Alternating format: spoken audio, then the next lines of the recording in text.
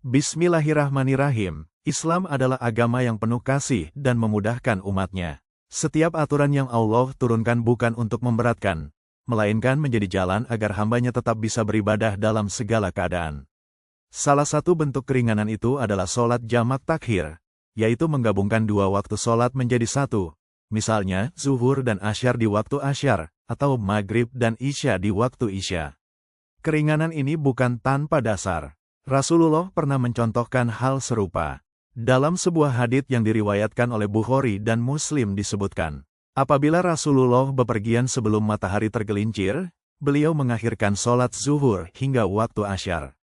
Namun jika matahari telah tergelincir sebelum berangkat, beliau menunaikan zuhur terlebih dahulu, baru kemudian berangkat. Dari sini kita belajar bahwa Islam memberi ruang untuk beribadah sesuai kemampuan, bukan memaksa di luar batas. Namun, jamak takhir tidak bisa dilakukan sembarangan. Ada kondisi tertentu yang membolehkan seseorang melakukannya. Misalnya, saat sedang dalam perjalanan jauh, lebih dari 80 km. Atau ketika hujan lebat membuat sulit untuk ke masjid. Bagi yang sedang sakit, menyusui, atau kesulitan mendapatkan air untuk bersuci, mereka pun boleh melakukan jamak. Bahkan dalam situasi tertentu seperti ibadah haji di Arafah dan Musdalifah, Rasulullah sendiri melaksanakannya. Bagi sebagian orang, ada pula keadaan mendesak, seperti pekerjaan yang tak bisa ditinggalkan di waktu sholat pertama. Selama tetap dalam batas yang dibolehkan para ulama, hal ini termasuk keringanan yang sah.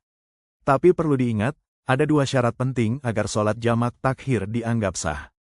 Pertama, seseorang harus berniat mengakhirkan sholat pertama di waktunya sebelum waktu itu habis.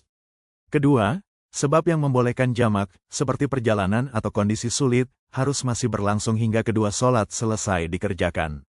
Jika kedua syarat ini terpenuhi, maka sholat jamak takhir menjadi sah dan bernilai ibadah. Namun jika niat tidak ada, atau kondisi yang memperbolehkan sudah berakhir sebelum sholat ditunaikan, maka sholat itu harus diulang sebagai qada. Untuk tata caranya, jamak takhir dilakukan dengan sholat zuhur 4 rakaat terlebih dahulu, lalu dilanjutkan asyar 4 rakaat, semuanya di waktu asyar. Urutannya harus demikian, meski menyegerakan antara dua sholat itu sifatnya sunnah. Tentang niat, Rasulullah tidak pernah mengajarkan bacaan khusus, karena niat tempatnya di hati. Cukup seseorang sadar bahwa ia hendak menjamak sholat zuhur dan asyar karena Allah Ta'ala. Namun, bagi yang ingin memastikan niatnya, boleh menata hati dengan lafaz Ushali farda az-zuhri arba'a raka'atin majmu'an ma'al asri adaan lillahi ta'ala. Artinya, aku berniat sholat fardu zuhur 4 rakaat yang dijamak dengan asyar karena Allah Ta'ala. Dan saat memulai asyar, boleh berniat Ushali fardal asri arba'a raka'atin majmu'an ma'as zuhri adaan lillahi ta'ala. Artinya, aku berniat sholat fardu asyar 4 rakaat yang dijamak dengan zuhur karena Allah Ta'ala.